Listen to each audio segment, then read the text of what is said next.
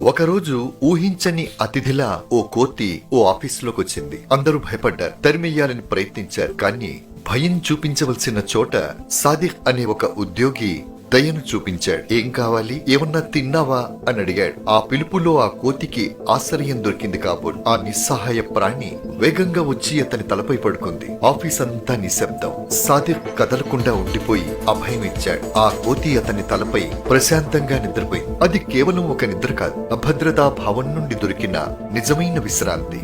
దాదాపు అరగంట పాటు ఆ కోతి సాదిక్ ఆత్మీయ స్పర్శలో నిద్రపోయింది. మనిషిపై ఒక ప్రాణి పరిపూర్ణ విశ్వాసం ఉంచిన అద్భుత క్షణం అది. తరువాత అది ఓ మిత్రుడిలా కృతజ్ఞత చూపించి ప్రశాంతంగా వెళ్లిపోయింది. మానవత్వం విలువను, జంతు ప్రేమ గొప్పతనాన్ని మనందరికీ బోధించి వెళ్ళింది. ఒక నిస్సహాయ ప్రాణికి సాయం చేస్తే వచ్చే ఆత్మసంతృప్తిని మించింది ఏదీ లేదు. సాదిక్ కథను మీరు 10 మందికి షేర్ చేస్తారు కదూ.